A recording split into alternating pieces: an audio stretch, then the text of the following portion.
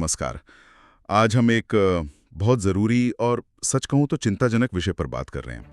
भारत के कई राज्य इस वक्त भारी बारिश और बाढ़ से जूझ रहे हैं। हमारे पास एक समाचार लेख है जो ज़मीनी हालात बता रहा है। तो आज हम इसी के ज़रिए समझने की कोशिश करेंगे कि स्थिति कितनी गंभीर है, खासकर हिमाचल प्रदेश और उत्तराखंड में, जहाँ सुनने में आ रहा है कि हालात ज़्यादा नाजुक हैं। हाँ, नमस्कार।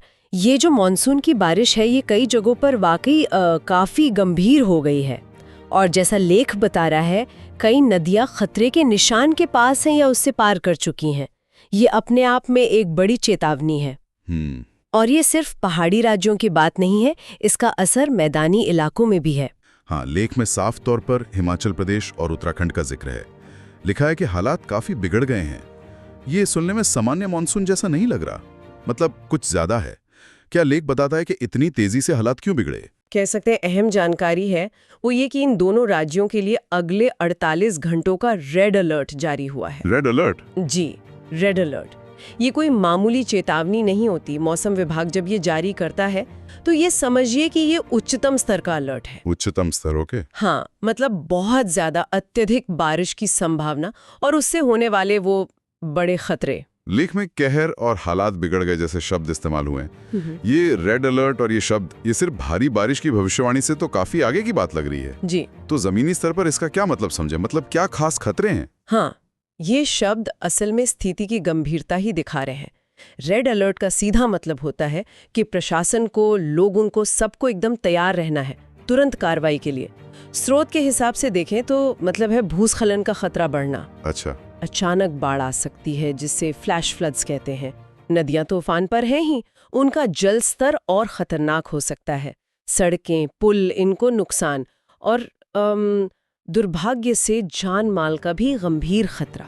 पहाड़ी इलाकों में तो ये सब और बढ़ जाता है, जाहिर है। ये तो वाकई बहुत चिंताजनक तस्वीर है।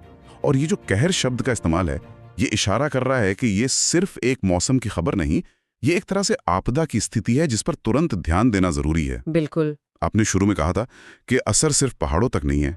क्या लेख देश के दूसरे हिस्सों के बारे में भी कुछ कहता है? हाँ, स्रोत ये बताता है कि अभी ध्यान हिमाचल और उत्तराखंड पर ज्यादा है क्योंकि वहाँ रेड अलर्ट है, जाहिर है। लेकिन मैदानी इलाकों में भी नदियां उफान पर हैं। तो होता क्या है कि जब पहाड़ों पर इतनी बारिश होती है तो सारा पानी नीचे आता है और फिर उत्तर भारत के कई मैदानी राज्यों में भी बाढ़ का खतरा एकदम से बढ़ जाता है। तो लेख शायद यही दिखा रहा है कि ये कैसे एक फैली हुई समस्या है। असर अलग अलग जगह अलग अलग है, कहीं सीधी बारिश से, कहीं नदियों से। तो मतलब ये एक तरह से सब जुड़ा हुआ है। हिमाचल, उत्तराखंड में जो हो रहा है उसका सीधा असर नीचे मैदानों पर भी पड़ रहा है। निश्चित रूप से बिल्कुल जुड़ा हुआ है। पहाड़ों का जो पूरा इकोसिस्टम है और मैदानों की जो नदियां हैं, ये सब आपस में गहरे जुड़े हैं।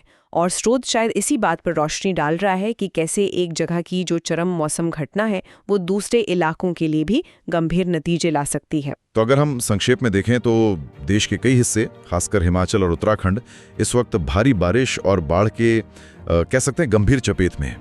अगले 48 घंटे रेड अलर्ट की वजह से बहुत नाजुक हैं और कहर जैसे शब्दों का इस्तेमाल वो गंभीरता को बताता है। बिल्कुल सही कहा आपने। इस सारी जानकारी जो है ये मौजूदा हालात को समझने के लिए बहुत जरूरी है। और ये एक बड़ा सवाल भी खड़ा करती है ना कि जब प्रकृति हमें इस तरह के साफ संकेत देती है, चेतावनी देती है, तो ये हमारी अपनी तैयारियों पर, हमारी योजनाओं पर और खासकर बदलते हुए पर्यावरण के साथ हम कैसे तालमेल बिठाते हैं, हमारी क्षमता पर क्या सोचने को मजबूर करती है।